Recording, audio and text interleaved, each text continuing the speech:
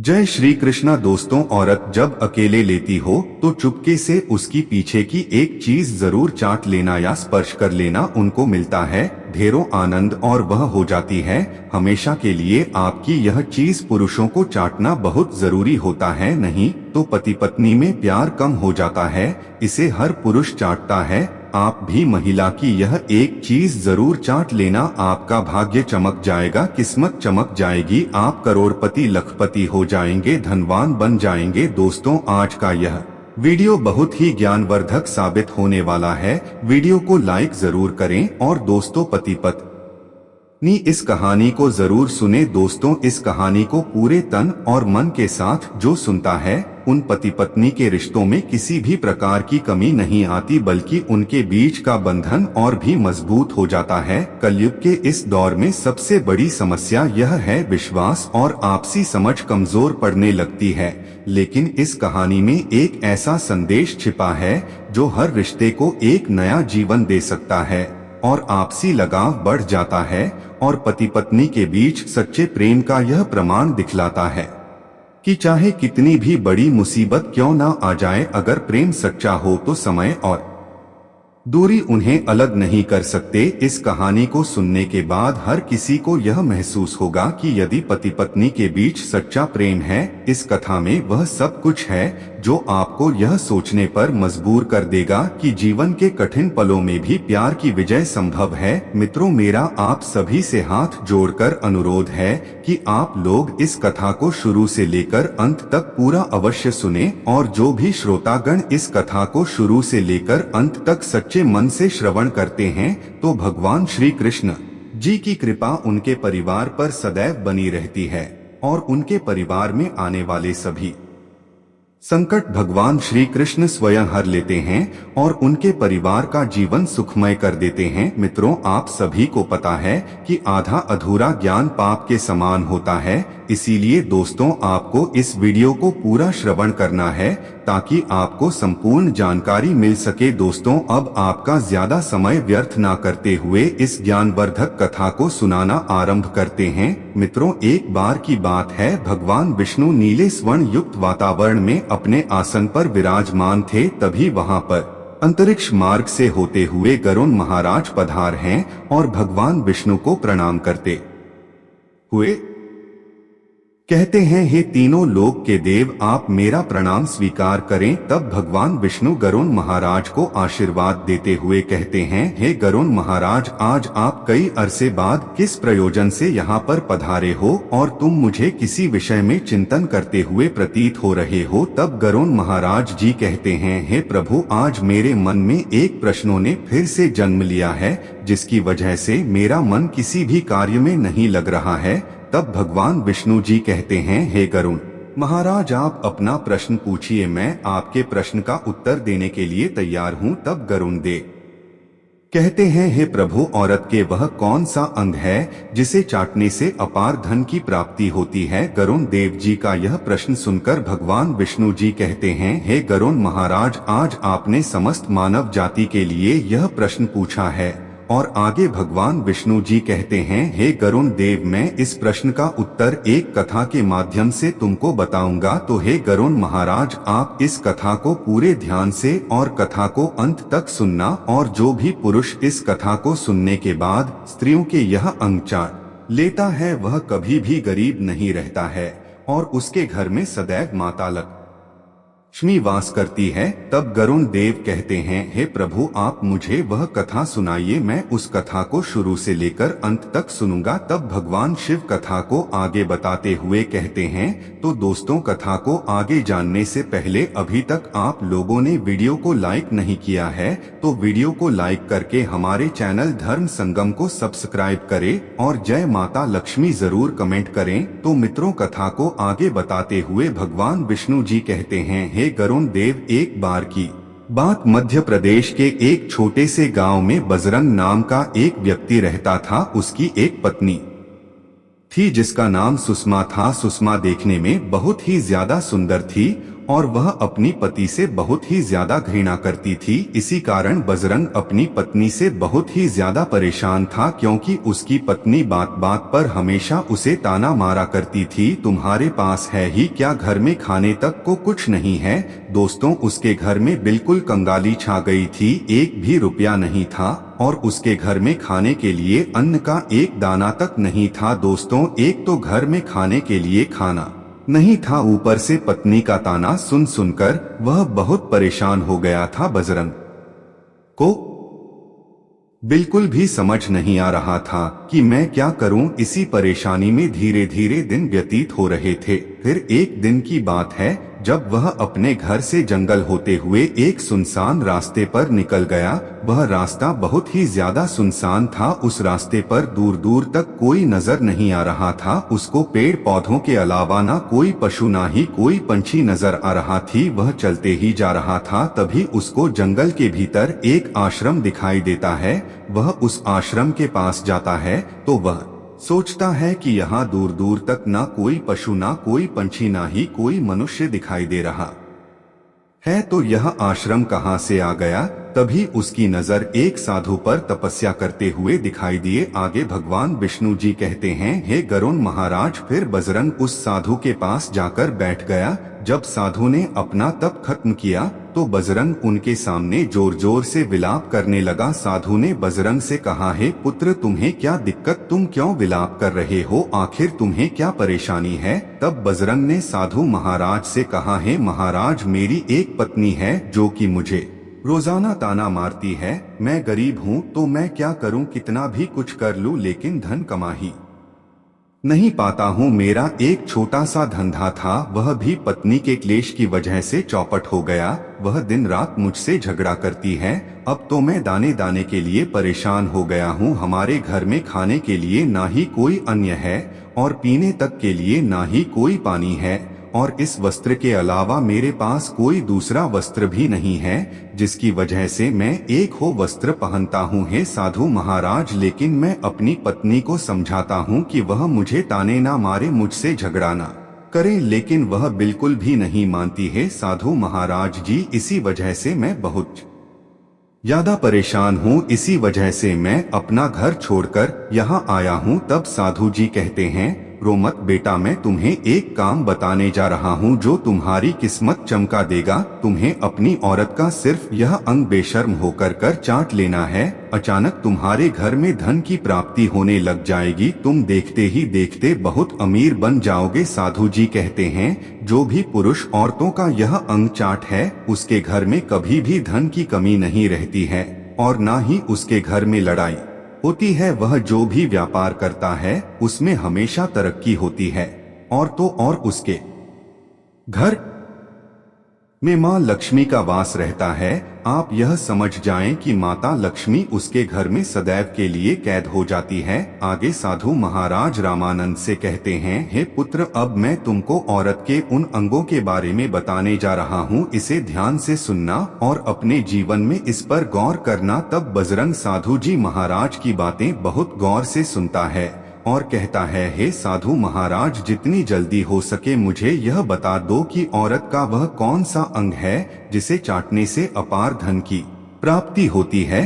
तभी साधु महाराज बजरंग से कहते हैं, हे पुत्र, इतनी भी क्या जल्दी है। मित्रों, तभी साधु महाराज जी उस आदमी को एक कहानी सुनाते हैं और बताते हैं, हे पुत्र, एक नगर में एक सोनार रहता था। उसके बहुत सारे ग्राहक थे जिस पर वह दिन रात मेहनत करता था। उसके घर में सोनार और उसकी पत्नी रहा करते थे। उस सोनार और उसकी पत्नी में आपस में बहुत ज्यादा प्रेम था। उसके घर में किसी भी प्रकार की लड़ाई झगड़ा या क्लैश नहीं होता था। इसी वजह से उसके घर में सदैव महालक्ष्मी का वास रहता था और उसके धंधे में इतनी ज्यादा बढ़ोतरी होती थी कि वह दिन प्रतिदिन और अमीर होता जा रहा था। उस सोनार और उसकी पत्नी में इतना प्रेम था कि आसपास के लोग उन्हें देखकर जल जाया करते थे। धीरे धीरे उसके पूरे गांव के लोग जान गए कि सोनार और उसकी पत्नी में बहुत ज्यादा प्रेम है। धीरे धीरे यह बात उस नगर के राजा तक पहुंच गई। दोस्तों, सोनार और उसकी पत्नी की बात जब राजा के पास पहुंचती है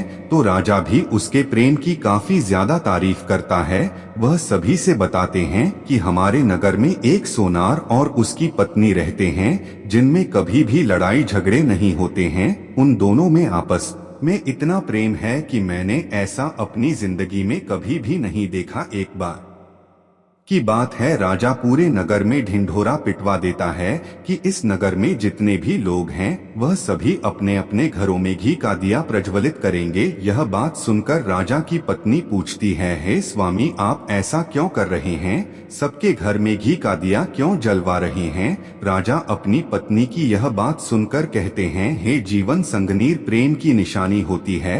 जिसके घर में घी का दीपक जलता है उसके घर में सदैव प्रेम बना रहता है और उसी घर में सदैव माता लक्ष्मी वास करती है।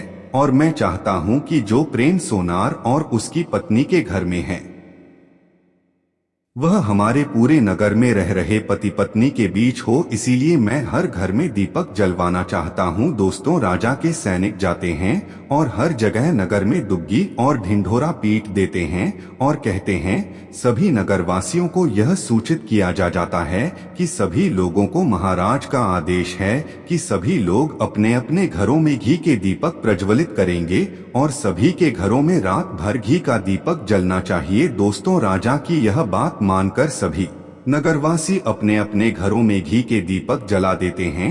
लेकिन जैसे ही आधी रात होती है सभी के घर के दीपक बुझ जाते हैं, लेकिन सोनार के घर का दीपक वैसे ही जलता रहता है।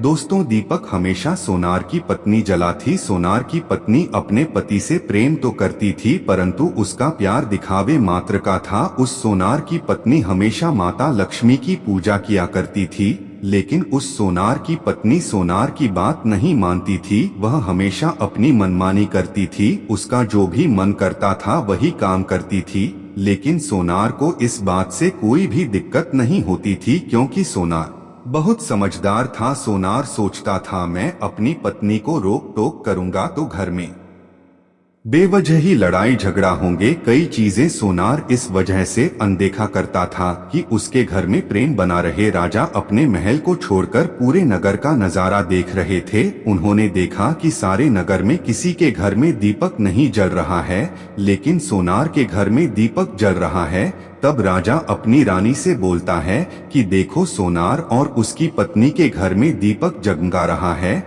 लेकिन पूरे नगर में कहीं दीपक नहीं जल रहा है। इसी से पता लगता है कि सोनार और उसकी पत्नी में कितना प्रेम है। तब राजा की पत्नी राजा से बोलती है कि जो सोनार और उसकी पत्नी में प्रेम है वह सोनार की पत्नी की वजह से है और इसी वजह से उसके घर में इतना ज्यादा प्रेम है। दोस्तों, जब राजा रानी की बात सुनता है तो कहता है, नहीं, तुम्हारा सोचना गलत है। जो प्रेम सोनार और उसकी पत्नी के बीच में है वह उसकी पत्नी की वजह से नहीं है बल्कि वह सोनार की वजह से है। रानी कहती है कि सोनार की पत्नी बहुत ज्यादा समझदार है, आपका सोचना गलत है और यही वजह है जो कि उनके घर में कभी भी लड़ाई झगड़ा नहीं होता है। राजा कहता है कि सोनार समझदार है और रानी कहती है कि सोनार की पत्नी समझदार है। दोस्तों, इसी तरह कुछ देर तक बहस चलता रहा। इसी बात को लेकर राजा और रानी के बीच काफी झगड़ा हो गया। इसके बाद रानी राजा की दाढ़ी उखाड़ ली और राजा ने रानी को उठाकर पटक दिया। इसके बाद राजा कहता है, हम लोगों को झगड़ा करने की जरूरत नहीं है, क्यों ना हम सोनार और उसकी पत्नी की परीक्षा ले लो, सारा दूध का दूध और पानी का पानी हो जाएगा। लड़ाई करने के बाद इस बात पर राजा और रानी दोनों सहमत हो गए और दोनों की परीक्षा लेने के लिए तैयार हो जाते हैं। तब राजा अपने महल में जाता है और एक युवा सैनिक को बुलाता है और युवा सैनिक से बोलता है कि तुम सोनार के पास जाओ और जो जो प्रश्न मैं तुमसे बोल रहा हूँ वह तुम सोनार को बोल देना। वह युवा सैनिक बोलता है, ठीक है महाराज। वह सैनिक राजा की बात सुनकर सोनार के पास जाता है। उस समय सोनार की पत्नी बाजार गई थी लेकिन सोनार की कुछ तबीयत ठीक नहीं थी। इस वजह से वह आज के दिन व्यापार करने नहीं गया था। इस समय वह सैनिक सोनार के घर पहुंच जाता है और सोनार से कहता है, मैं राज दरबार से आया हूं, राजा साहब ने मुझे भेजा है। दोस्तों, सोनार कहता है, बताइए मैं आपकी क्या सेवा कर सकता हूं? आप बैठ जाइए, मैं आपके लिए पानी लेकर आता हूं। तभी वह युवा सैनिक बोलता है कि नहीं, तुम कुछ भी मत लाओ, मैं राजा का सैनिक हूँ, बस आपके पास राजा का समाचार लेकर आया हूँ। तब किसान कहता है, ठीक है, आप मुझे बताओ राजा साहब ने मेरे लिए क्या समाचार भेजा है? सैनिक कहता है, सोनार जी, राजा साहब ने यह बोला है कि यदि तुम अपनी पत्नी को जान से देते हो तो राजा जी आपको बहुत सारे हीरे जवाहरात और साथ में तुम्हारे जमीन से 2 गुना ज्यादा जमीन राजा जी आपको गिफ्ट में देंगे। इसके अलावा राजमहल का आधा हिस्सा भी आपको दिया जाएगा। लेकिन मित्रों, सोनार ने जवाब दिया, वह सुनने लायक है।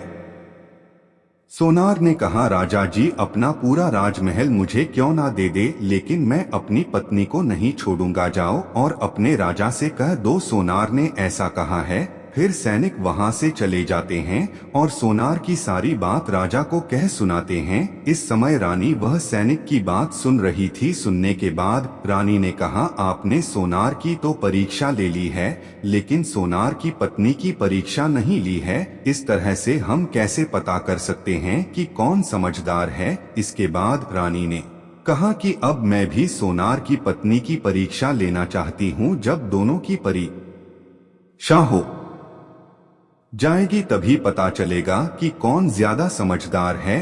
फिर रानी ने भी एक युवा सैनिक बुलाया और कहा कि मेरी बात सोना की पत्नी को बोलना और याद रखना, यह बात तभी बताना जब सोनार वहां पर ना हो। सैनिक ने पूछा कि रानी क्या बात बतानी है, वह तो बताओ। तो रानी ने सैनिक को सारी बात बता दी। सैनिक सोनार के घर जाता है और उसके घर में आवाज लगाता है तो उसके घर से सोनार की पत्नी निकल कर आती है और कहती है, बताओ क्या हुआ, क्यों दरवाजा पीट रहे हो? तो सैनिक ने कहा कि मैं राजा का सैनिक हूँ और राजमहल से आया हूँ, मुझे रानी ने भेजा है। सोनार की पत्नी ने कहा, बताओ किस लिए आए हो? तब सैनिक ने कहा, रानी ने बोला है यदि तुम अपने पति सोनार को मार देती हो तो आपको बहुत सारे हीरे जवाहरात रानी आपको देंगी और साथ में राजमहल का आधा हिस्सा भी आपको मिलेगा। इसके अलावा जितनी भी आपकी जमीन है वह तो आपकी रहेगी, लेकिन उसकी 2 गुना जमीन भी रानी आपको देगी। यह बात सुनकर सोनार की पत्नी तैयार हो जाती है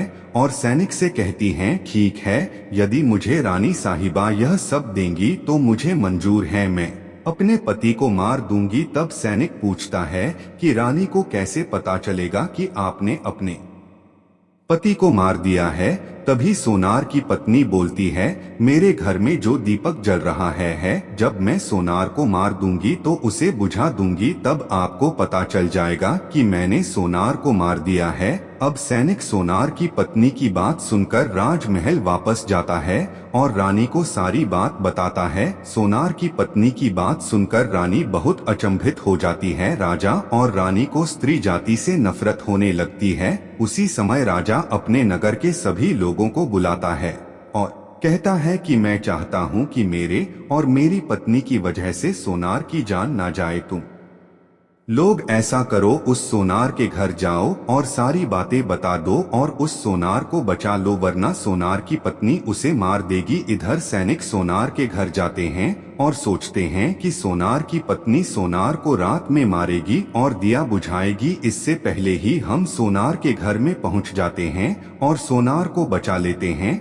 दोस्तों, जैसे ही राजा के सैनिक सोनार के घर पहुंचते हैं तो देखते हैं कि सोनार तो मरा पड़ा हुआ है। तो सैनिक सोनार की पत्नी से बोलते हैं कि तुमको तो सोनार को रात में मारने के लिए बोला था, लेकिन आपने अभी सोनार को क्यों मार दिया?